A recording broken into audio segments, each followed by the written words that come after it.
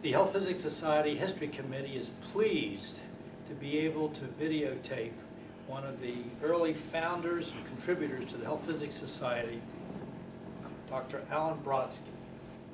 Alan is an incredible contributor to our profession of health physics.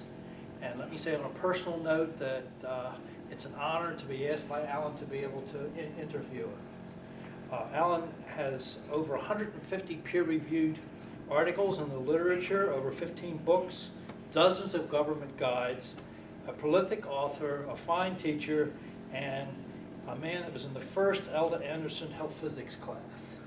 Alan, why don't you tell us a little bit about what the early influences were on you and how you came to become a health physicist? Thank you for such a kind introduction. Wish I could say some things about you, but you won't let me. No. The earliest influence, of course, from our parents, I guess. They were good parents. They didn't have a chance for education. They didn't, so they let me be free.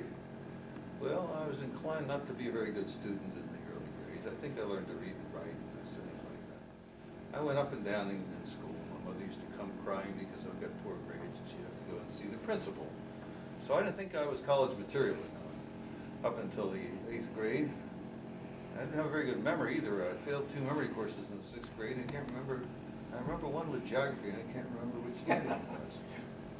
So I had no intention of going to college. I wanted to be a paper hanger like my father, but he didn't want me to be a paper hanger. So I had a friend, Josh Greenspon. He lived up the street. We've been friends since we were 5 years old. I have a picture of it here. He's a wonderful man. I visited him right before our 50th college reunion at his home. This is a picture of Josh Greenspon with a smiling face. He also dragged me onto the tennis courts. I thought tennis was a sissy Why don't you sport. point out where you were? I don't know if you can recognize me. You will see that I have grown a lot since those days.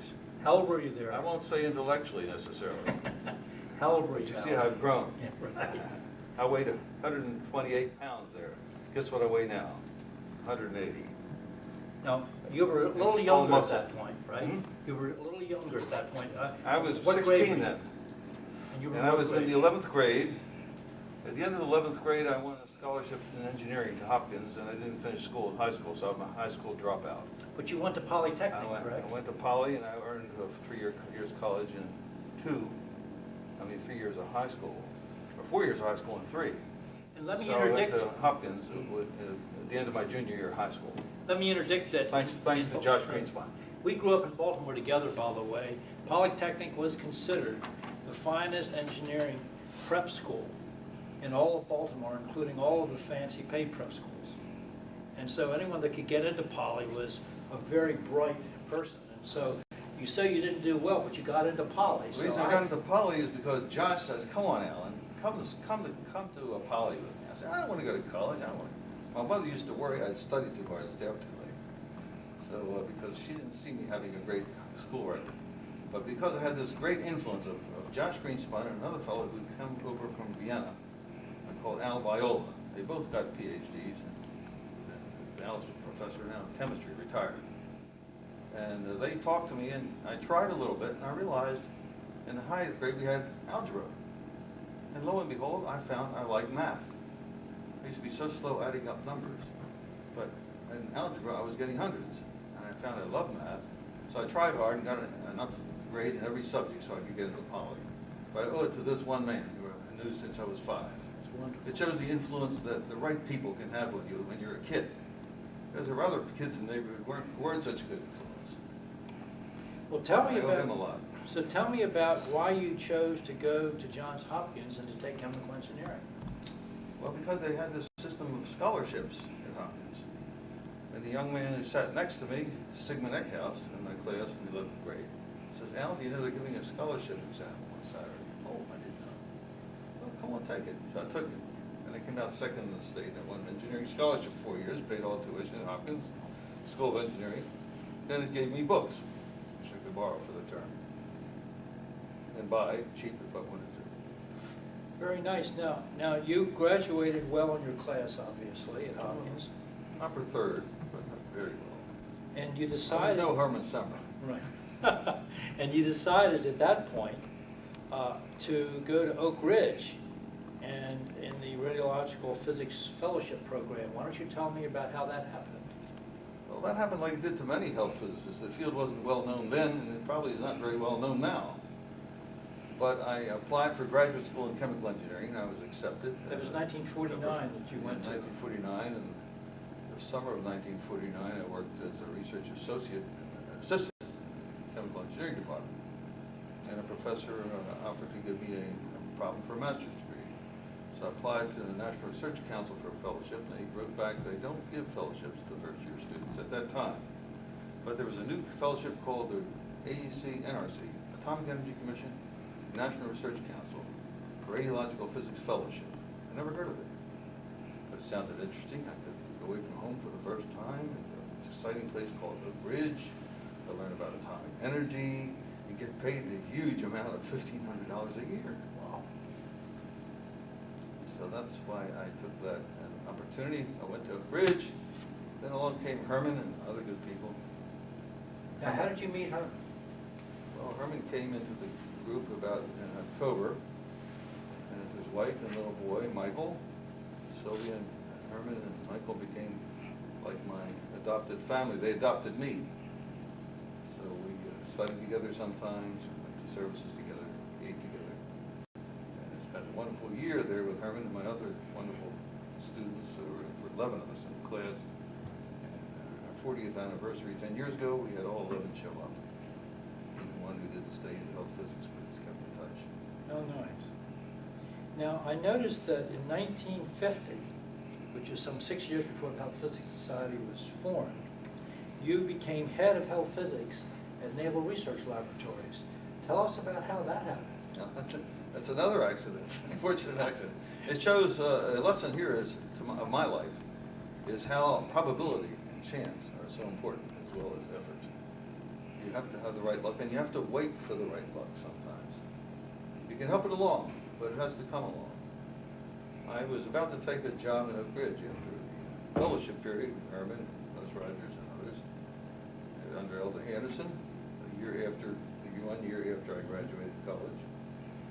And I would have been the first one in Korea because the Korean War broke out. I was asking Les during the summer how to handle my troops. I was only 21, and I would have to handle, as combat platoon leader, 17 or 18-year-old. Now tell us who Les is.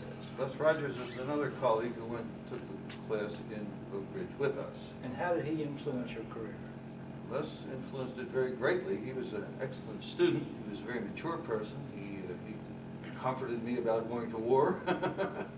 And Les ended up, I saw him again later in the Pacific, where he was a major in the service, and he was a radiological officer when I was out there as a physicist on the hydrogen bomb projects. And I kept in touch with him through the years, and I went to work for the Atomic Energy Commission. He was already a branch chief writing major regulations. He helped to start the regulatory program of the Atomic Energy Commission, which later became Nuclear Regulatory Commission. And Les influenced my career greatly by offering me a job and a promotion. That was a few years later. In 1958, I went to work for Les for a few years and helped to write the basic regulations over again on the first revision, and many other analyses of tritium and watch dials, use of materials that go out to the environment. And we were very careful to make sure we did not contaminate the environment, because I always felt once you let the material go out, you can't suck it back in. Absolutely. Once you contaminate the environment, it's contaminated. So we had very stringent requirements in those days, and we still do. Well, tell me about your earlier work, earlier than that, in the early 50s, 52, 53, 54. I believe that you were at NOETOC. Yeah, well, it turns out, as I said, I was expecting to be going to Korea in 1950, but at the last moment, a roommate of mine called that there was an interview available at the Naval Research Lab. As a matter of fact, I didn't answer your other question, how I got to go to the Naval Research Lab as head. And I said it was chance because our friend Doc Emerson, we called him Doc. He does have a PhD in physics now, but then he called him Doc anyway. He was a veteran of World War II and was another member of our class, a great member. And Doc was offered the job as head of health physics before I was. And he turned it down to stay in Oak Ridge. So I told Doc when I saw him last that he saved my life. Because as a result of that, I was able to get the job at the Naval Research Lab. I was visiting Baltimore, and I just happened to get a phone call. There was an opening, and they wanted to see me there. I had the pleasure of going back toward Oak Ridge to pick up my job, passing by Washington, so I stopped to see the great Dr. F.N.D. Curry of the Curry-Grady Club. He had been chairman of physics at Washington University in St. Louis. He was a very fine, distinguished gentleman. And here I got a job working directly for him, setting up the Naval Research Lab's first health physics unit to monitor a campus of several thousand people using radioactive materials. And because of that, although it was a very short stay, we had to wait until Louis Garcia got his master's to get a job, take my job over so I could go into service. Because the Navy brass asked for several delays for me, it happened that I was then married, had a little child coming, and went in when my first son was born, and went in as a physicist working on the nuclear weapons programs in Bikini. And there I began to first find that I had the ability to do some original work in physics along with a group of physicists. That led me to getting interested into getting into physics, from chemical engineering to physics. And what were your challenges at Eniwetok? Challenge in Eniwetok was first when I went down to work at the Naval Research Lab, I found that the bomb was going to go off on November 1. That's no secret. The first Mike shot of Operation Ivy was the first 10 megaton hydrogen weapon. And our group at the Naval Research Lab had the job of setting up a long tunnel, looking at the gamma rays and neutrons coming from the bomb at quite a distance in a bunker that would protect the instrumentation. And my job became to calibrate the detectors that would measure the gamma neutron radiation so that the theoretical physicists could interpret the wiggles in the electronic signals and determine how fast the bomb was, how fast the explosion was moving out of the bomb, and all kinds of things related to bomb physics. So that was a fairly responsible thing. I wasn't put in charge of it immediately. I was working under other people, and I was doing things like checking how much terphenyl and toluene would give the best signal, and doing design work on detectors under other people. But I guess they saw that I could do the job, and they put me in charge of the calibrations. So I had the fun of trying to drive a 10-ton truck up the beach where you had to double clutch to bring a big barium lanthanum source up to calibrate my detectors out on the island. And I got stuck on the beach for about half an hour, and I said, oh my God, I'm going to ruin a half year's work, and I'm going to be the most embarrassed person in the weapons program because the detectors that are measuring the basic signals won't be there. You know? But what a wonderful I finally job. got that truck out of there, got my detectors calibrated with a huge 1,000 securies barium lanthanum source. Now, how old were you when all this was happening? I went into service, I was about 23 years old. That's an incredible amount of responsibility for a 24-year-old for a major detonation like that to be performing the calibrations. Now, how did you use that information when you went on to work at Operation Castle? Maybe you can tell us about Operation Castle. What was Operation Castle? Ivy, at the end of Operation Ivy, they put me to work since I was a first lieutenant. They promoted me in the field for my work. They assigned me to edit the reports about this thing, all secret. So I got a good overview of the whole project. I had to write up the electronics. They invented their own electronic instrumentation for that project. There were no nanosecond interval oscilloscopes. They invented them and made them in a period of time. What this showed me is what human beings who work together can do. It's incredible. I got a glimpse of big science by people working together. And also I realized I could do some physics. I guess that gave me the impetus to go back to grad school physics. But what happened was they were going to let me out of service after a year and a half, but then they changed their minds. So they signed me back to Castle. In Castle, they moved me over to a small group where I had my own little project, not part of a team that was integrated together. But I had my own little project to electrodeposit fissionable elements, plutonium, uranium, neptunium, thorium, 200 micrograms per square centimeter on platinum discs. So I could face them against nuclear plates. And when the neutrons interacted with these fissionable elements, you can count the fission fragments in the emulsions. There's a whole technique I had to develop for that, and that's another story. What were you using this information for? Well, I was doing a rough neutron spectrum to check against some of the other instrumentation they were using to measure the neutron spectrum versus distance. So this is the first time I've ever heard of fission foils being used. That's what we call fission foils now, right? And I had no idea they were used that early on. They didn't use them a lot, but they used them out there. They had them. And so you were one of the first people to use fission foils then, weren't you? I think they did use them on some. I was saying my boss Tom Hanscom used them, I think, on other projects, but the person who used them turned over to me the procedure. The chemical procedure didn't work. I couldn't get nice hard composites that were reliable. So here I was. My team went out to the castle for the Bravo shot, the one that contaminated our islands, you know, that contaminated Japanese fishermen. It's the Lucky Dragon, right? Yeah, the story of the Lucky Dragon was written by Ralph Lapp. You should interview Ralph. He's still alive. Yes, He wrote Lapp and Andrews. He's one of my favorite iconoclasts. Yeah. And he honored me by slapping me on the back at my hearings in 1979, saying, "Alan, you gave the best scientific testimony I have heard before Congress." And I was so honored that here was a man I'd never met, and I studied from his book at Oak Ridge, Lapp and Andrews, right? That's right. Now, when did you?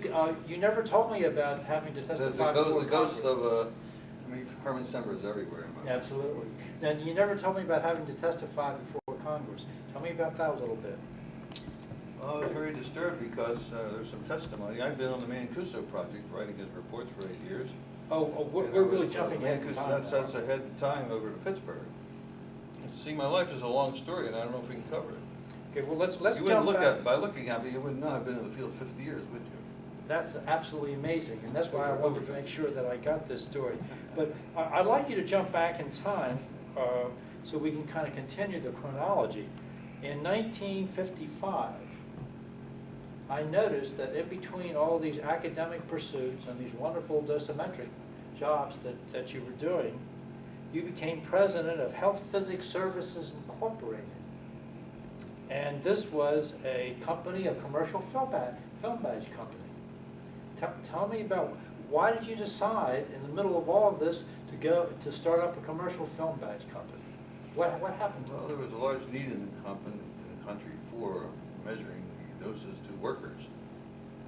And I had already set up such a service at Naval Research Laboratories. When I told you I was hired there. The first year and a half I set one up for them. It was already started by some technicians, and I managed to get the analyses done right and everything like that, train people to carry on. So I knew how to set that up, including the neutron setup. And some of my colleagues talked me into starting a business while I was still in graduate school in physics. And so I worked all day Saturday looking through microscopes for proton tracks. Oh, NTA film. NTA film, yes. And so it was detracting a little bit from my graduate studies in physics. And then my wife at that time became pregnant again, so she had to stop working. And I was offered a job also that paid more than a PhD in physics. So all those combinations of things made me decide to leave after the second year of full-time graduate school in physics. I'd had the required coursework and passed my language exam for some of the orals. And I thought I'd study at night and pass the other orals. Well, physics is so difficult. Studying at night, I was forgetting faster than I was learning. So I came back and took my oral exam, a few more courses. I took my oral in quantum theory for master's, and I did a master's under somebody I think you know. They became dean. Neil Wolff? No, at Hopkins. Owen. George Owen. Owen, yes. Remember him? Yes. Wonderful. Well, tell me about this little company. Whatever happened to the commercial company for commercial? Well, after about 2 years, see, I got this job in the government, and that was okay. They said I could have this business on the side. But after a year and a half of working in civil defense and believing in it, believing and trying to sell citizens to have shelters in every home, and lecturing to 7 states in the District of Columbia on how to set up civil defense programs, we had a hiatus where they stopped letting us have instruments that we could give out. And I thought I'd done everything I could do on that for civil defense. And Dr. Forrest Western, who had called me earlier to leave civil defense and come with the Atomic Energy Commission, was on my list of people to call, and I called him back and said, well, Forrest, I didn't want to leave before I'd done something for these people. I didn't want to leave after 1 month, but now I'd like to come over to the commission. You still have a job, and he did. So I was one of the first people in the health protection branch under the Division of Biology and Medicine. Dr. Forrest Western was a physicist, had been in the faculty of the University of Pittsburgh, a good physicist, but he had a lot of experience in radiation protection because he's been the deputy director under Carl Morgan in Oak Ridge of the whole health physics operation. That's where I knew him when I was a student with Herman and others. We got to know Dr. Wesley, a very fine man. Where did Les fit into that? Les Rogers? Les Rogers also was in our class at Oak Ridge, among the other rest of the 11. I mean, within the AEC. Les Rogers is also a very good friend of course, Les was a very mature individual and a very good manager. He already had a very important position managing a branch that was writing the basic regulations. They had moved that from Oak Ridge to Washington. So I worked for a year and a half under Dr. Dunham's group. They brought in Dr. Beard to be in-chief. I worked there. We looked at all kinds of facilities, including the SL1 accident with the reactor at SL1. I helped start writing the manual chapters, which were the basic rate rules for the government-owned facilities. And then there was an opening under Les, my former classmate, who was teaching me how to go to war.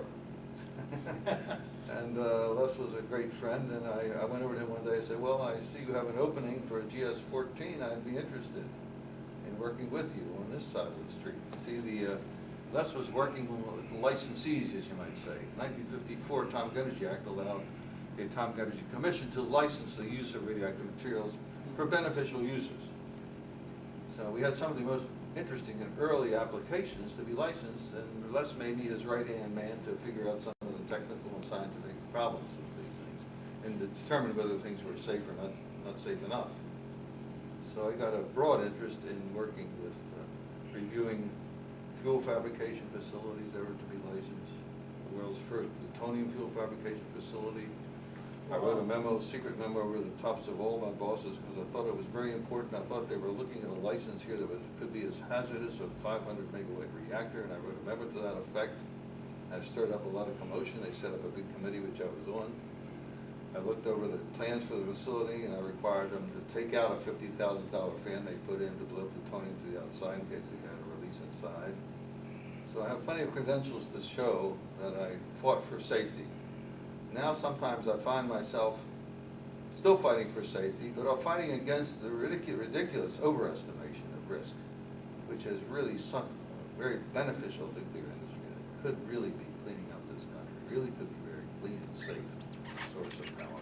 It is really a shame that we have not educated the public enough to understand this. The media play up, of course, those who come with them with dramatic scare tactics. And actually, our society of thousands of people really doesn't get much voice. We are trying, and I hope we will do more. But that is one of my main concerns today. I've had a 50-year career.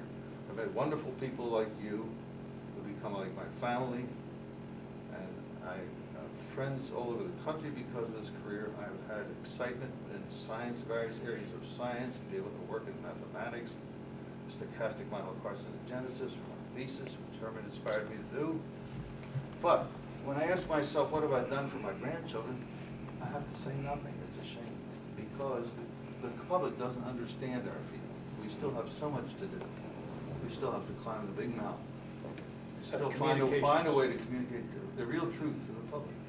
Which is hard to do.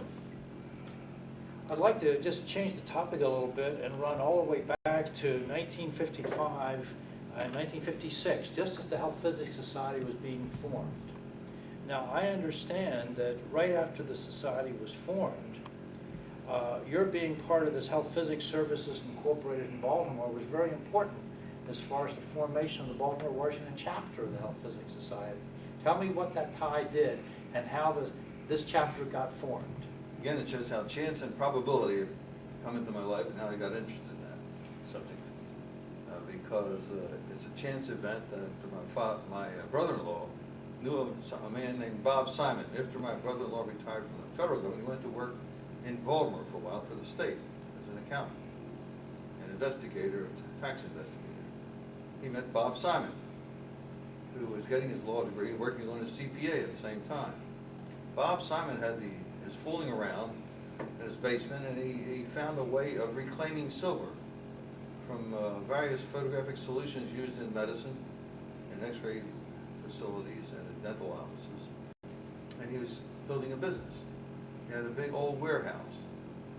So my brother-in-law, knowing I wanted to start a business, a film bed service, told me, this man has space. Get in touch with him. So that's how I got to know Bob Simon. And Bob Simon was the one who spoke up first. And what did And he said, say? let's form a Baltimore, Washington chapter of the Health Physics Society. That's why I keep fighting to keep it the name Baltimore, Washington. Unfortunately, not too many people from Baltimore participate so far. But it was started in Baltimore. It's open to Baltimore. Paul Gwynn was also there. Paul Gwynn was a customer of ours in our film bed service. I was president of the film bed service. We had 4 partners altogether, including Bob. And we should tell our listeners here that Paul Gwynn was the senior health physicist at the Glenn L. Martin Aircraft Company and Nuclear Division, which was a super top secret facility. They had a number of prototype reactors that no one knew about. They had large amounts of fissionable material and huge amounts of byproduct material that were used there. So this was a very, very difficult job that Paul Gwynn was doing. And I would say offhand from 2 years that I was with him that he was a superb health physicist. He was, and he later became an inspector down in Atlanta, Georgia, for the Nuclear Regulatory Commission. And so Paul also helped found the Baltimore Washington chapter of the Health Physics Society. He was the president pro tempore. We made him president pro tempore, but they appointed me program chairman and first elections chairman. And for program, we have Larston Taylor, the famous Larston Taylor, who for 50 years was head of the NCRP. And he was a beginner of the NCRP. The year I was born, in 1928, he went to the international meeting. He was already starting the basic independent group that sets standards for protection of radiation. That's radiation. Now, Alan, you started to tell me about why you went back to graduate school to get your PhD, and we kind of broke off there a little bit. You want to continue on what the guiding forces were that told you, hey, I should get a PhD, and why you chose your thesis topic and what it was about? For one thing, Elder Anderson kept bugging me to go back to graduate school. I guess she thought I had the ability to. Elder Anderson was our teacher in Oak Ridge. We were in her first class. There was one class in that fellowship program at Oak Ridge before us, but she came in the second year. Dr. Carl Morgan brought her in for 1949 to 50 class. So you were in Elder Anderson's first class, correct? We were in their first class. And they designated an award after her name when she died of leukemia in 1960. I think it was 60 or 61 that she passed away, maybe early 61. And this is as far as I know, the highest award that our society gives is to be given the Elder Anderson Award. Would you agree with that? As a matter of fact, Les Rogers was the first awardee because of his work in developing a national program protection for licensees. Can you get this? Is that right? Well, tell me about how Elder Anderson affected your career. In other words, she's the one that said you should go back for a PhD, correct? Yeah, every time I started health physics meeting, well, there wasn't a health physics society until she was one of the major people who helped start it, along with Dr. Carl Morgan, Dr. Forrest Western, whom I mentioned, who worked for Morgan earlier, but later went to the Atomic Energy Commission and got me over there, and Myron Fair. And they had a meeting at Frank Bradley, who was another student with Herman Sember, and with Les Rogers and myself. And I could talk about all the members of our class. Time was limited. Everybody has done something great in a different way. So she was always after us. I would see her from time. I think she was the one behind getting me the job, first of all. She recommended. I think she was the one also who recommended me for the job in civil defense after I got out of the service. After I stopped graduate school. And so you went back to... But then in 1956, 57, I was working at the Federal Civil Defense Administration, which I mentioned, trying to get people to follow each other. And that's when the Health Physics Society was being formed. Now, the society had a meeting, I think, at Francis Bradley's house in 1955, the formation meeting. 1956 was the first in Michigan, a meeting where they actually formed the society and had elections. In In 1957 was the first formal annual meeting at which our friend Herman Sember chaired the meeting and was the host in the city of Pittsburgh. And that's where this picture was taken. I snapped this picture as Elda Anderson was crossing the street. He made us call her Andy. She was our professor. Andy was crossing the street, and there's a Presbyterian University Hospital that's part of the Pitt Medical Center behind her. She's walking over toward the Graduate School of Public Health, where Herman was a research associate, later became on faculty. Herman did many things when he became a graduate student after that program. Many things. And so it was a few years later that you became a PhD candidate there. It's called a Doctor of Science, but Doctor of Science. And can you tell me about who your professors were that you remember and who influenced you while you were there? Well, Neil Wald was one who tempted me there, along with the thoughts of Herman's tempting me. Herman, when he was there for years, told about what a wonderful school, what wonderful people were. And I think it was Herman's influence that caused me to actually go out there for the interview. Because when Neil Wald made me the offer, I was working for Les Rogers at a very nice GS-14 salary as a young fellow, able to support my wife and 3 children I had then in Baltimore. And I was doing very well in that job. I felt very confident. I'd done some major things for him already, and I felt like I was sort of his major scientific advisor, and I got a lot of interesting problems thrown at me. So that when I got the offer of $9,000 a year, and my salary was $12,800, which wasn't bad in those days, I walked out and mailed him a letter turning the job down with my regrets. So I came back, and by the time I walked back to the house from the mailbox on the corner, my wife then, Paula, she told me that Dr. Wald is on the phone. Will you take this call? I said, surely. It was in the evening, he called me. And I started out apologizing. I really had to turn the job down. I had a family to support. I had a fine job. I spent enough years in graduate school at night. And he said, well, come on up anyway and talk to us. We'll pay your way. And because of what Herman told me, I thought, gee, it would be a great chance to visit Pittsburgh. And Anthony Chaco, the head of the biostatistics department, Donovan Thompson, who became a major advisor to biostatistics, and Professor Ted Hatch, who was the founder of industrial hygiene. And I think Herman will tell you how Professor Hatch influenced him. He influenced me too. I was a student in industrial hygiene and air pollution. Well, how did Neil get you to come when Neil there was a big problem with salary? After I talked to the people on the visit, he calls me into his office and he offered me several $1,000s more, almost as much as I'm making in the government. So then I felt I could support my family on that. It was a little risky because of a year-to-year contract, but I took the risk. It was very scary at first, but I had to work 80 hours a week studying for biostatistics then. I'd already got my master's by then in physics, and taking courses in biology, which I never had, and statistics and mathematics. At the same time, acting like a faculty advisor. My first student was Ron Catherine. Although we were fellow students, also Stu Bouchon and I were shared a room, the 3 of us. When I first came there, we were fellow students, yet I was Ron's major master's advisor. And it turned out later, although Schubert was supposed to be Bouchon's master's advisor, I actually gave him the problem and went through it and had him measure the environmental backgrounds from various directions with the sodium iodide crystal and the multi-channel analyzer. Well, that's fascinating. So, and both these people turned out to be much more prolific than I. They published many books. I wouldn't say that. You're incredibly prolific, but it's amazing that Ron Catherine was getting his master's under you, and you were getting your PhD under Neil Wald. Well, not exactly under Neil, because you see, you couldn't get a PhD in the department you worked in, but Wald was on my committee. He was a full professor. Well, tell me about your PhD thesis now.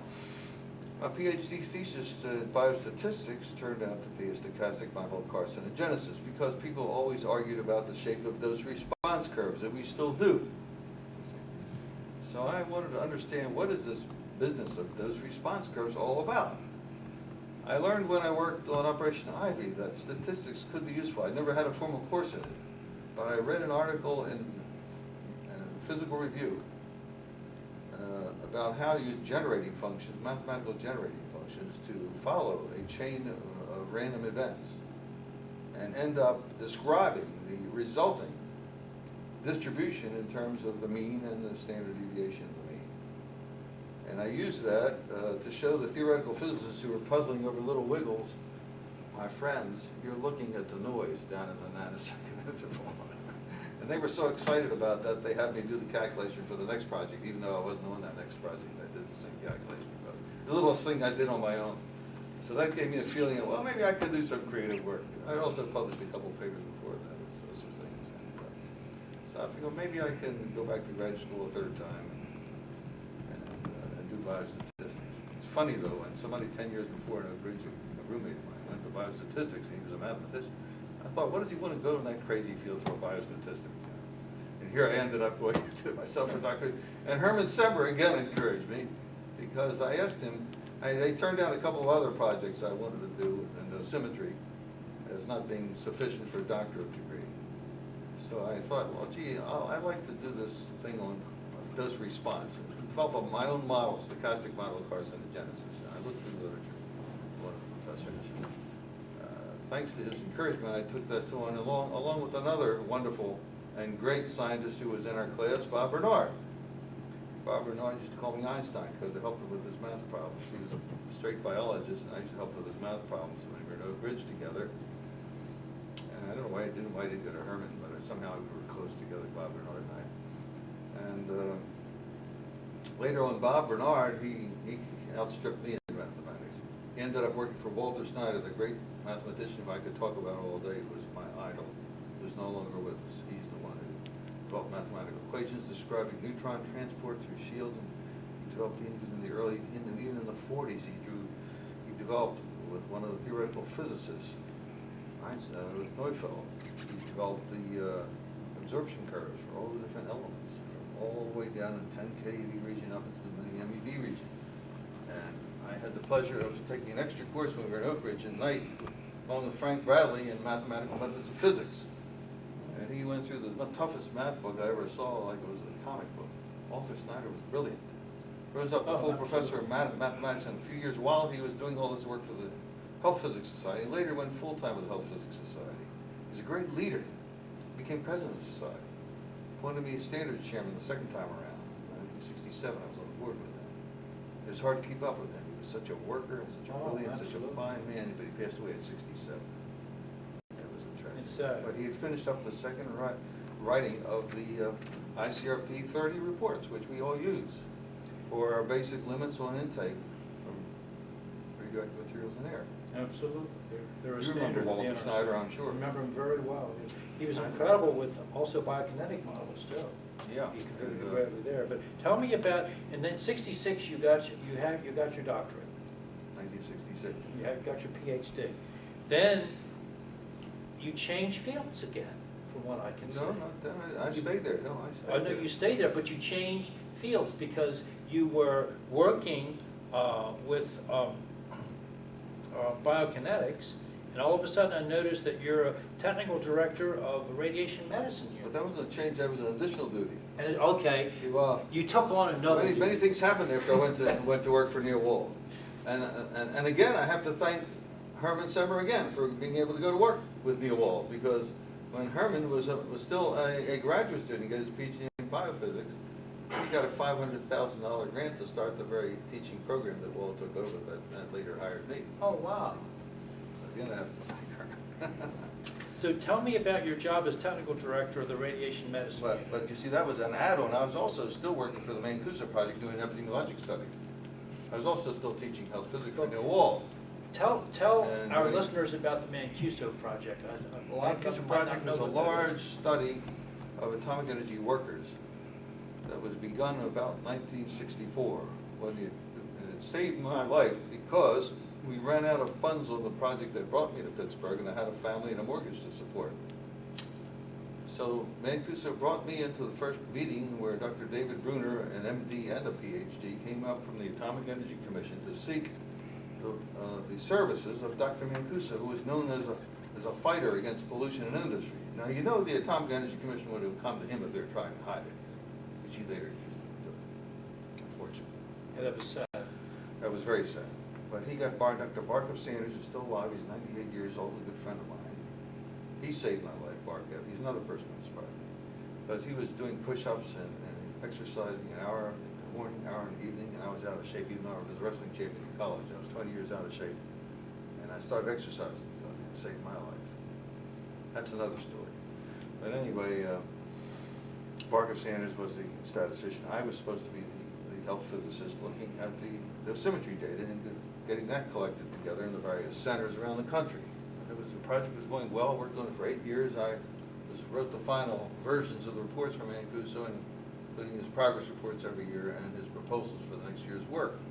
So I had a good view of overall epidemiology. It was going well. And it had been carried out like it was designed by Barker Sanders and also checked by the program that I had to help out. I think it would have been today an answer to what we do know or don't know about radiation effects on humans at low levels. But unfortunately, it was broken up later on. After I left, after years on good terms with Mancuso, he fired Barker Sanders because Barker wrote a big report he couldn't understand. He didn't put his name on it. He had his own, Barker put his own name on the report. I think that's the main reason. And he brought in some people who were very, very careless, I think, epidemiology. They've been criticized in the literature, but again, the remarks they made, the claims they made, they go into the press, you see, and that's part of the sad story. All of my colleagues know about this. Yes, that's sad. But the public doesn't, even my family that reads the newspapers, they think it's hard to believe. There's so much propaganda out there in this country. But it was a great project when it started, right? Great project, and we got along fine.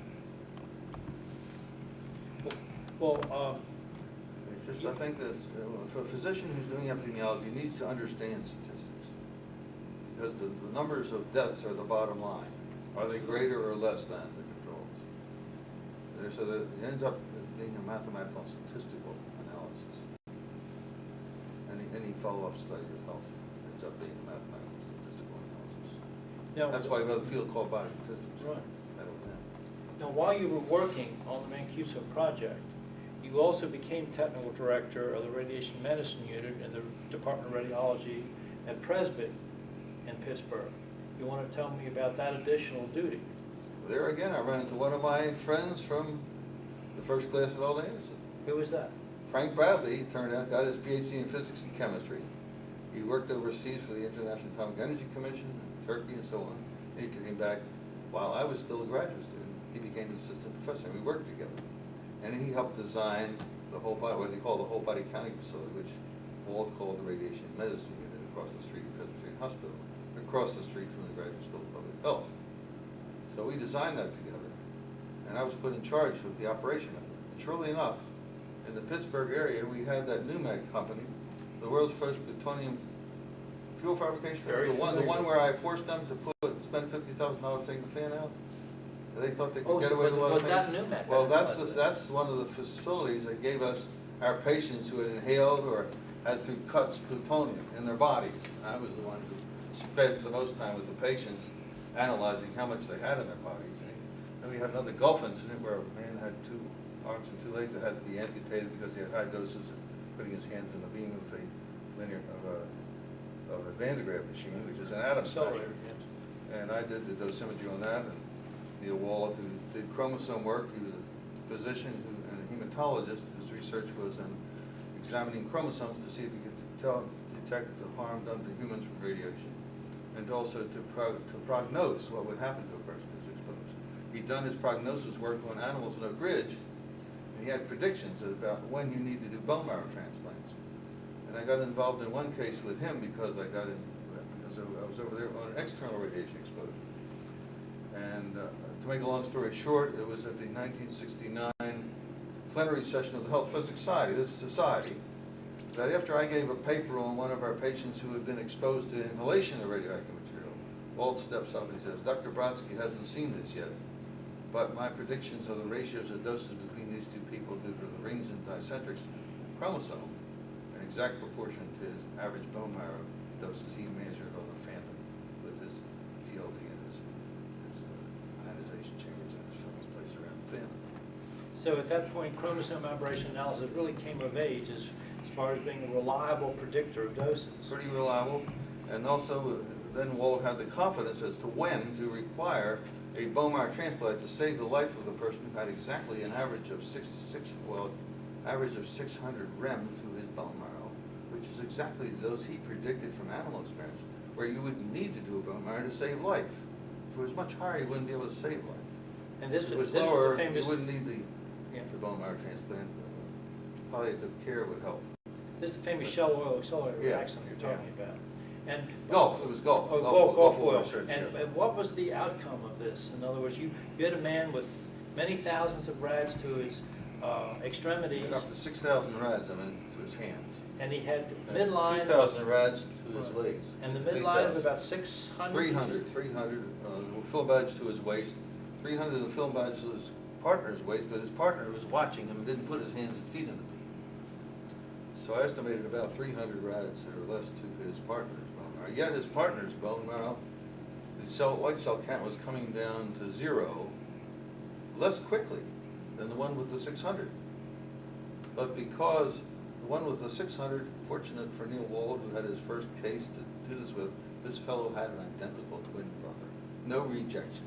He got the bone marrow from the twin brother, and as the white cell count was going down to 0, it never reached 0. It crossed over the other fellows who did get around to 0, and it went back up again to the bone marrow transplant. And the fellow lived. He did have to have his hands amputated and his back, parts of his legs, both legs. But he lived a productive life after. He was a very intelligent fellow, but he took chances because there was not a independent health physicist and an independent alarm on the machine. This taught me a lesson which I testified the need for later on. And also I pushed for this one at the Regulatory Commission. I think they have it in their regulation that you have to have an independent alarm on any machine or any source that has the potential to kill people like that. Right, anything that Plugged creates into the wall 500 independently of the machine. Absolutely. And I had other, it's too much to say, but I had other instances where I did this when I went to work as a medical physicist at Mercy Hospital, and it turned out to be very handy that I had these ion chambers plugged in with their alarms independently into the wall because the machines would have fouled them up. Yeah, that redundancy is so important. Redundancy is very important, especially redundancy. There's plenty of redundancy within these machines and with the lights and so on. But I say you need an independent ion chamber plugged into the wall with a light at least. People say, well, it's going to scare the patients. It didn't scare our patients in therapy. They all accepted it. But I used that light once to discover that the equipment wasn't working properly because I opened the door to the therapy room myself. Because I knew the light should be on. It wasn't on anything. All the other lights were working. It looked like we were treating patients and we were going to cure their cancers, but we weren't curing them with anything because the machine cobalt 60 source stuck just before it came to the opening. It went out far enough to turn all the proper lights on and everything looked like everything's going well, but it shows Murphy's Law always holds true. If anything can possibly go wrong, it will. So you need not only redundancy, but you need independence. You need this. And as we health physicists know, there's nothing like an independent ion chamber and survey meter to measure whether there is radiation there or not. Absolutely. And sadly, we've relearned this lesson, more than a dozen times with fatality since then. Sometimes we have a hard time learning the lessons that you know so well. And I mean, I haven't written enough on that subject.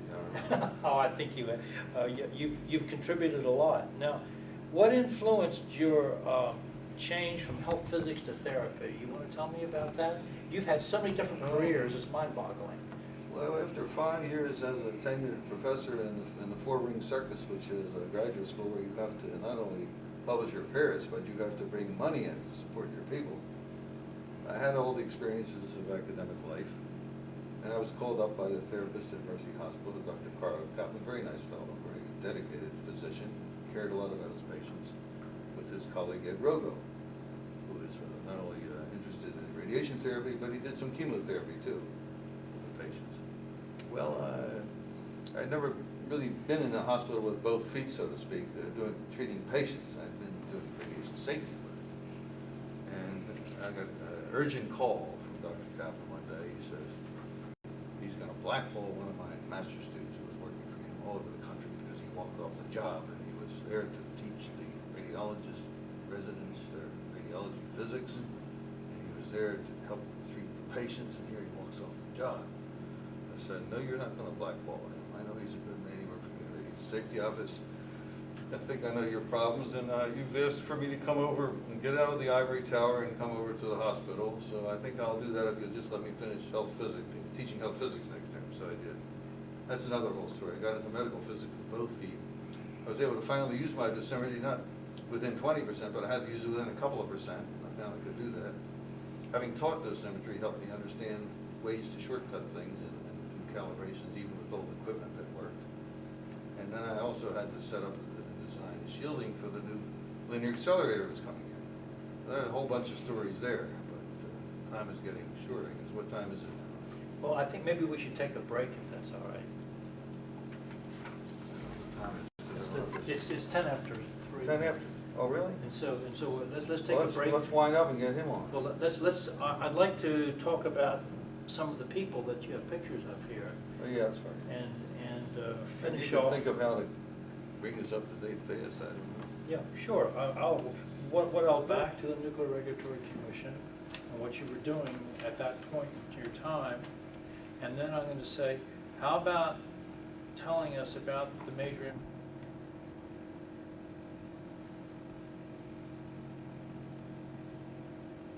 Alan, I know that you accomplished a great deal while you were at Pitt, both in graduate school and afterwards as a professor. Now tell me about what led you to that incredibly difficult decision of leaving Pitt and going to the Nuclear Regulatory Commission. Actually, Sid, I didn't leave Pitt. I left Pitt to go to that job where I fired my student, you know, where I know where he left. And I was 5 years in medical physics treating cancer patients. And also I got a full professorship down the street, adjunct professorship, where I taught health physics at night, set up an undergraduate program in health physics.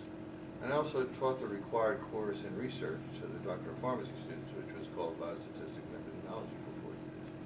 But then, in 1975, ERDA, the Energy Research and Development Agency, was split into the regulatory part for licensees, private companies, and hospitals, which was then called the U.S. Nuclear Regulatory Commission.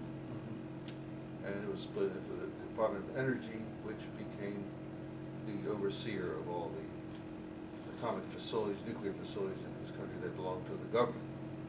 That had to do with weapons and nuclear submarines and many other research activities that went on for human benefit, of course, too, that the government supported. Now, what happened was I heard that Les Rogers, my friend, my former colleague, and my former fellow student who I looked up to when we were students under L.D. Anderson, it was announced he had a retirement party. He had his time in government and he wanted to retire. Go out to the West, join his brother on the ranch. So I thought I should go to see Les Rogers and shake his hand for the fine job he did, for the wonderful opportunity he gave me. And it occurred to me that, well, you know, I've had all the experiences in Pittsburgh I ever thought I'd ever have in 200 years if I lived that long. And now I went back to thinking about it for a half year after we started. I went back to this party in about May or June, I guess, of 1975. The agency was still new, the Nuclear Regulatory Commission. I went to the line and shook Roger's hand and shook his new boss, who was the office director, Minot. And I had whispered to Les, I think I might be interested maybe in coming back to the government now. I understand you're writing regulatory guides. In the old days, we couldn't tell people what we wanted. We had to have them come back to us and show us another apple. And I didn't like that. I felt if we understand radiation protection and hazard evaluation, you should be able to tell them what they really need to be safe. And so you have regulatory guides to write. I have been a radiation safety officer in medical institutions. I've had a lot of experience. In medical institutions. I'd like to put all that down on paper, and in my essay, I've worked with real patients in hospitals, evaluating internal doses. So I had 2 offers, and I took one under Bob Alexander, who was an inspiration to me. He gave me some tough work, but it was great work. It was right down my alley, and I worked for Bob 11 years in the government. Satisfied myself, got out, took an early retirement at 57, did some consulting, part-time teaching, got a professorship at Georgetown. I'm still teaching a little bit. That was 1986, I retired from the government. But then I got a wonderful job offer from Jeff Clem, a wonderful man I never knew about. We finally got him to join the Health Physics Society. Brilliant fellow. And he's got a group of 10 people that are crackerjack, and they're doing the dose evaluations on the veterans. They got tremendous files and records of all the old times and all the old data, and a fantastic group of scientists I'm working with.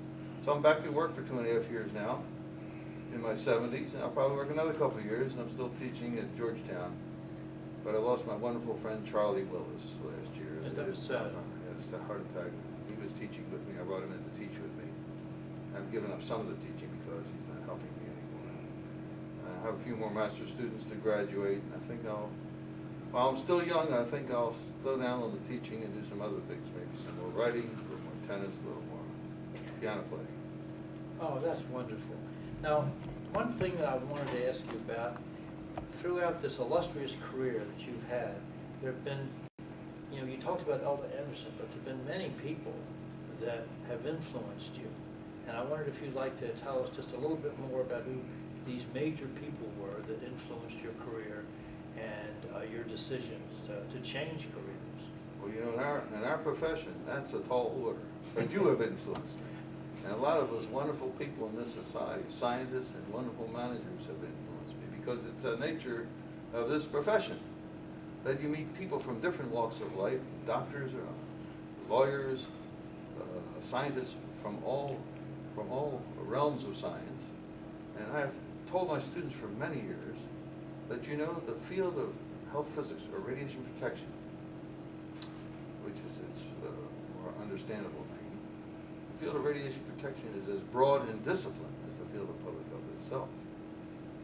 It involves chemistry, physics, biology, medicine, law, public relations, managing people. There's a lot of management to be done when you're, and I've shown people this, I've written some papers on management, because of the need for proper staffing in hospitals and other places to get the job done that's required to make people safe and to also keep your license that is very stringently observed by the various federal and state agencies. Now, so let me show you, for example, I have a very small sample here. People who've inspired me. I put in the middle of this sample here my friend Herman Sember, whom you are going to interview shortly. This shows the Distinguished Scientific Achievement Award. I had the pleasure of presenting to him because I nominated him for it because of not only of his great leadership in teaching and professionalism, but he was the one who made major discoveries in radiation biology as well as health physics. He was the one who first showed that beta particles in the lung can cause lung cancer. And so he is truly a great scientist, as well as a great leader of our profession and probably the greatest teacher of health physics. Oh, he's a wonderful, wonderful teacher. And a wonderful person. Oh, yes. Oh, this is, I think, he a inspired, superb picture so of Herman, him. and that is his wife Sylvia who inspires Yes. Herman. Yes, She Sylvia. inspires him to get out of bed in the morning. She inspires him to get to his meetings on time. And why don't you tell me And about this is some Lester Rogers we talked about. He inspired me. So many, this is Frank Bradley who was in our class, and there were many others, as I mentioned, others in our class. I mentioned Bob Bernard. There are others, I think you mentioned Ron and Susan now, Catherine. here are my students that inspired me. Ron has become an eminent member of the profession, president of our Health Physics Society, president of the American Academy, winner of the Founders Award and many, many other awards, a writer of many books. He helped the great Len Seaborg, Nobel Prize winner, put together a book about his life and his discoveries, and his wife Susan. And up here is newer, within the last decade, Neil Boris, who is working with me now. He was a fantastic student. It turns out he's working with me. He's teaching me now. He's so fast in learning our procedures for doing dose assessment of veterans. He's one of the ones who wrote that beta-gamma ratio paper that describes how to do beta dosimetry. And here's Charlie Willis, who I lost, my colleague, who was teaching with me at Georgetown until last year, and some of the students. Here's some of the more students. And I would like to bring a picture of the Alden Anderson awardees. I couldn't put too much on this board, but I have had the pleasure of nominating many of them for awards in and several other great people that I've met in the profession who've inspired me. I've nominated for Distinguished Scientific Achievement Award. There are many people I look up to as much greater and have done much of the work that I've based and built my own work on. Very fundamental. Like Walter Snyder, I had the pleasure of giving him the Distinguished Scientific Achievement Award of the Western Pennsylvania chapter, which I created when I was president. So to talk about now, in Washington, I met and I had him for the first program speaker of the Baltimore-Washington chapter, Dr. Lauriston Taylor. The year I was born, he went to the international meeting where they established what is now the International Commission on Radiological Protection. He came back and started the National Committee it was then on radiation protection. It was actually had a name before that, Advisory Committee on X-ray and Radiation Safety. But they changed the name, but it's still the same organization that lives today. And Lauriston Taylor is still alive in his 90s. I hope you'll be able to interview him. He's written books this thick on history. Newell Standard wrote a book in this when he published 80. He's 90 now. Still comes to meetings. Newell Standard is one of my heroes. Also has inspired me. He was one president. Of my heroes also. He was president when I finished my second term as standards chairman. He was so gracious. He called me up and praised. He said he had a whole cabinet full of my work that I did on my committee, and he voluntarily sat in his 80s on my uranium committee. He came to meetings to help us out and advise us. He's a world-renowned toxicologist, and the book he wrote is incredible. I was up all night with it when I got it. My wife Phyllis came in and went, "Haven't you gone to bed?" She sees me sitting there with the book. And his book has several pages about Herman's work, which I used in writing this thing up about Herman. And there's Jen Ressler. She is president, editor, journal editor. They're still here. And her husband, Chuck. There's so many people I could mention. And here are people in the professions working on committees.